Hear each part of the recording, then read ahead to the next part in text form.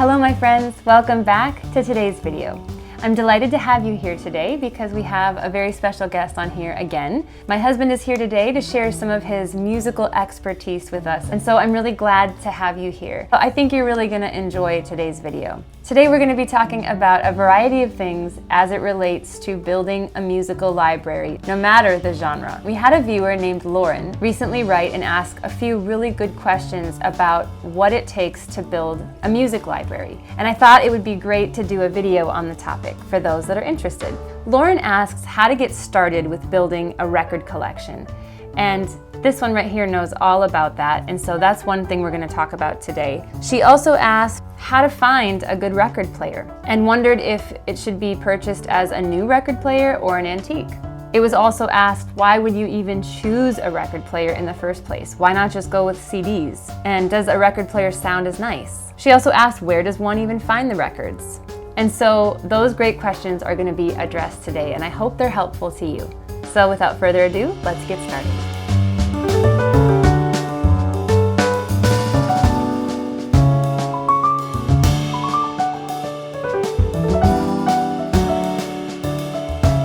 All right, my love. Well, if we can start with the question of how to build a record library and why you might even choose records over CDs. I know you have some good thoughts there. Can you share them with us? Sure. The reality is when you start building a library, you interact with whatever object you're working with. So digital is not going away, and it has completely engulfed the landscape of how most people digest music and, films and even now ebooks. But I think most people out there would rather interact with a physical book just like they would interact with a physical picture. It just imprints. So the entire experience is because the way our brains are wired and the way we understand and make memories and have an experience, when you have something physical and interact with that object, it does imprint on the experience. So with a record, you're going to be taking it out, you're going to be experiencing the artwork. There's a tangible experience that imprints, and there is an argument, people say they like the warmth of the sound of a record better than they do digital. I've been collecting music since I was 10 years old. Started off with CDs and even had tape cassettes, and I bought my first record when I was 19.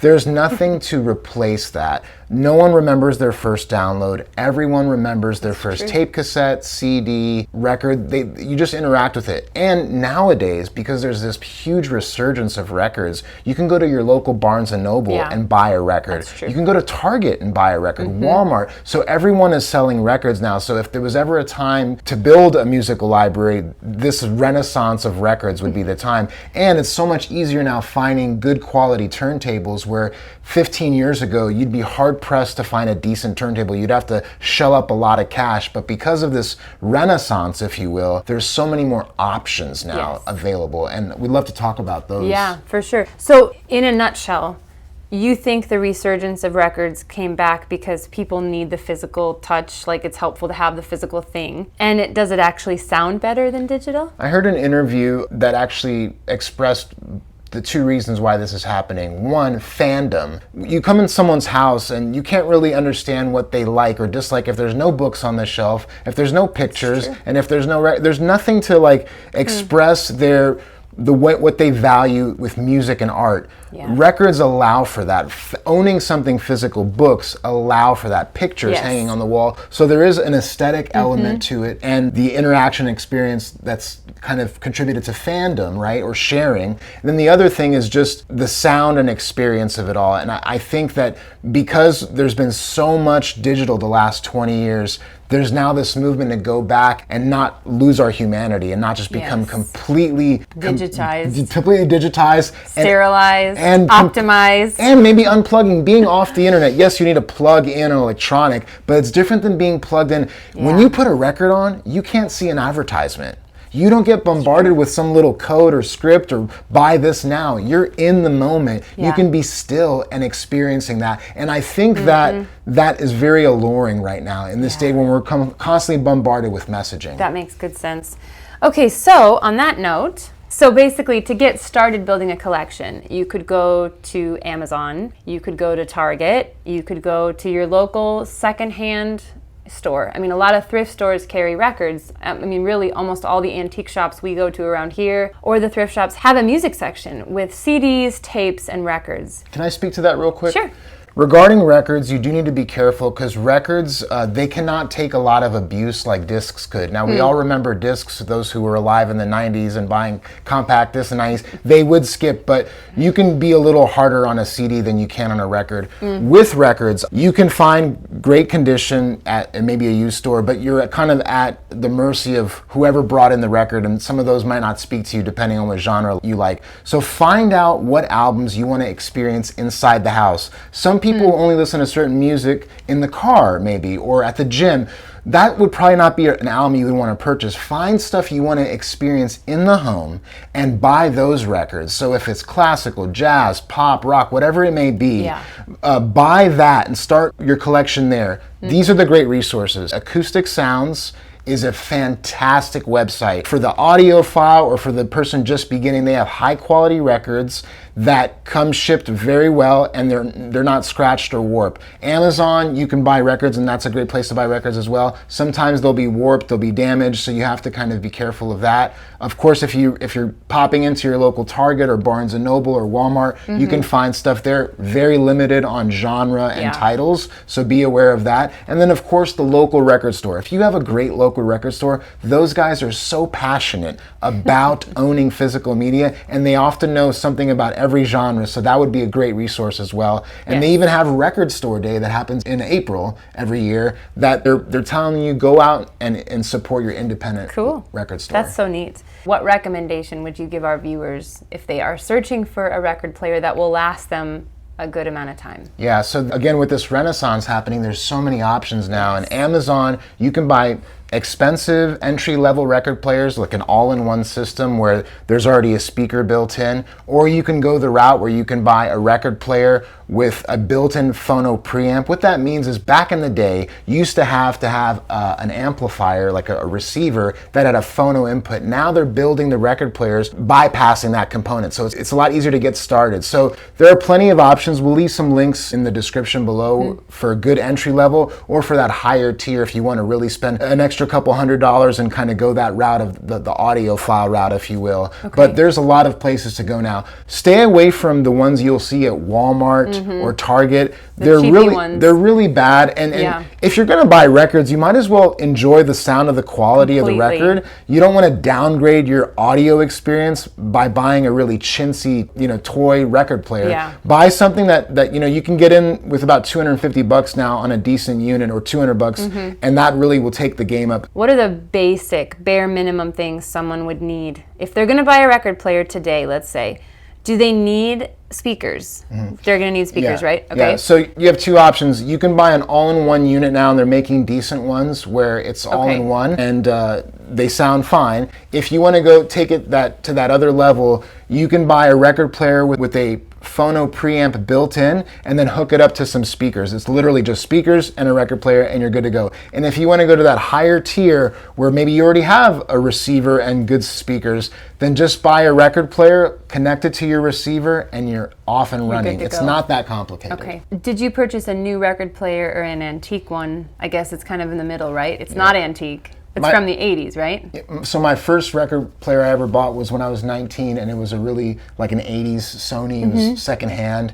And then I stuck with Sony. I kind of loved old Sony models. But what I found was because they were as old as I was, they were from the early 80s, they would often break, and then replacing them or getting them repaired was really complicated and hard. So I have since moved on, and if I'm going to purchase a unit now, I'll purchase a new unit. It just makes life a lot easier. If there's something wrong with it, I can return it and replace it. It's just a lot easier to deal with, like the cartridge and the stylus and everything else. So, and now there's this resurgence, this renaissance. So there's just so many great options now. 15 years ago, my answer might have been a little different. Yeah, so we had a 1980s record player when our daughter was born. Absolutely. And it was great. And we found it at a thrift shop, I think, didn't we? I initially found it at a thrift shop, and then I bought one on eBay. Yeah, so like at that time, that worked great for us, and we loved it. And it fit our needs perfectly. Just like any other thing that you get into, the more you learn, the more you invest, the better you can get over time. And so he's learned a lot more over the years, which is why he's now kind of getting higher end newer players. But if your budget only allows for thrifted secondhand Sonys, those are great too. I will just say from experience, I enjoyed ours a lot. So she asks also, how would you even really know what to look for? Like, let's say you go to a thrift store and there's like a Sony one from the 80s and maybe a record player from, you know, the early 2000s, and then there's the cheap Walmart one. Yeah. What are you looking for if you're thrifting? You want to make sure it's spinning when you plug it in, and then often a lot of them come and the cartridge is missing, so there's no needle, there's no stylus, so you can't play the record. You have to replace that. To buy a needle. So the bare minimum is make sure that the cartridge and the needle is on there. The cartridge can be on there, but then is the needle attached, and then is it operating? As far as if it's calibrated to spin at the right speed, that's more of a gamble with something from a thrift shop. Interesting. So you'll have to show us what exactly a needle is, what a cartridge is, because for a lot of these viewers, they don't even really know. Probably several of you do know, but there's a whole anatomy of a record player that's really helpful in understanding how to even use the machine, right? Yeah. Okay, so we kind of already answered this. Why did you choose a record player? We just kind of heard that at the beginning, and does it sound just as nice? A record, it's analog, so you're hearing what's everything that's on the record. So if you're someone that wants complete perfect sound without a snap, crackle, or a pop, or any kind of hiss, a record player is not for you. Not for you. No, not the way to go. It's very warm. Actually, what it makes me think of is when you watch an Alfred Hitchcock film, and you're gonna just feel that warmth of the film, versus a film produced now. It's sharp. It's clean, it's almost sterile. You're not going to get that in a film produced in the 50s. It's going to be a lot warmer and more round and kind of more robust in a sense. That's what I would compare a record player sound to digital sound. Yeah, that's a great point. I love what she said there. Let's liken it to a record is like a candle experience versus an LED experience. That is good. I like that. Okay, so that's all we had for questions regarding how to build a library, where to look for records, what to do about a record player. Is there anything else that you wanted to share with us about your system? And then we want you to take us over to your system and kind of explain it. If you get deep enough into this and you become obsessed with either creating a collection or obsessed with sound, you can burn a lot of money doing this. So I would say this, and I don't have one of those... Gardening can do that too. Yes, anything, right? I don't have one of those record players that is incredibly expensive, because everything I have in my home, it needs to be part of my lifestyle and makes sense for me in the moment. So I don't have an audiophile grade record player. I have an automatic one that suits my needs, so that if I fall asleep, the stylus is removed and it returns back to the tone arm. That's what I have because it works for my lifestyle. Yeah. So find out what your lifestyle is. If you want a fully manual operating turntable, great, and it's a great experience, but then be ready to run back and lift the arm off so that it's not spinning forever in a day, right. Destroying your stylus in that process. All right, so we're gonna head over to, actually it's just right over there, his music station where he has his record player, his receiver, his speakers, his CD player, and that's all over there. So let's head over there now and take a look, and we'll have him explain the anatomy of a record player. Like I mentioned earlier, I have a record player that suits my lifestyle. Like, again, this is not an audiophile grade record player, but it really is a great sounding record player. I believe these are going on Amazon right now for about $250. So this is the Sony PS-LX300BT. What this record player is, this is a fully functioning automatic turntable. So with Bluetooth capability. So literally this turntable can operate in two different ways. You can lift the tone arm. This is called the tone arm, right? And that's your stylus or needle. You can lift this and put it right on the record and it starts to play, right? So that's operating it manually. And then you can, put it on whichever groove you want, the song, and it's doing its thing. You can also operate it this other way if you want to keep it manual. Most turntables have something called a lever or a lift. You press a button or you pick up the lever and it is suspended over the record, and then you place it where you want to. The reason why this is a good function is that for those of you who have really heavy hands or bad eyesight, it can be really tough. And then when you have whatever groove you want the stylus to fall on, you would hit this button here and it would gently go onto the track. That's called a lift. Most manuals have a much longer arm extension so that you can lift easier. This one, I don't love the arm because it's automatic, so they didn't engineer it greatly for that. But you can lift it just like that, return it to its base. And then the other option, which is what this was built for, was I would call like the dummy option. You basically press a button, the record starts spinning, the tone arm lifts, and watch this, it's gonna cue up the record and go directly where it needs to go and fall down. For those of you who want simplicity and don't want a futz but still want a record, this is great. Now, if you want it to stop, check this out.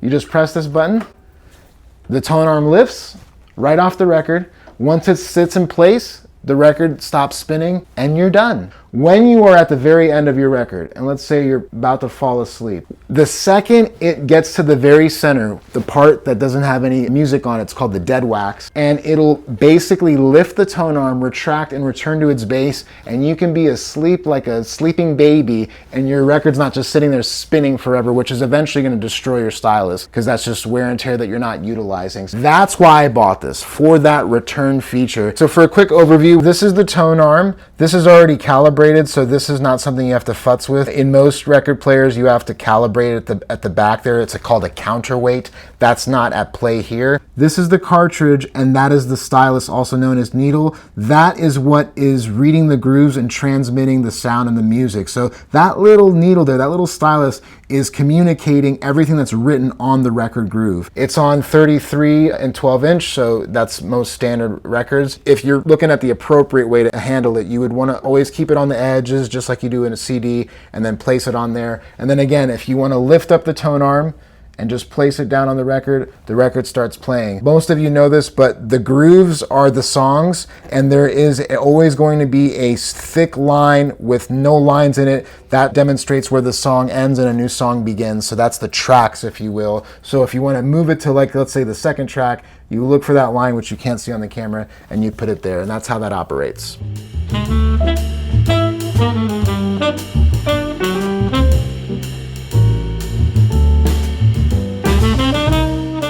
And that's all. That's really just the basic functionality. Enjoy making your record collection, and it's a lot of fun, and we hope you enjoyed this demonstration. All right, my friends, well, that is it. That's all we have for you today. I hope today's video was super helpful for you, and that if you are on the hunt for a record player and would like to get started building your music collection with records, that today's information would assist you in that. I think we had quite the expert here filling us in on how to do that. As usual, friends, I thank you so much for joining me on today's video, and thank you, Love, for coming and helping us out today. Thanks for having me. And I look forward very much to seeing you all in the next one.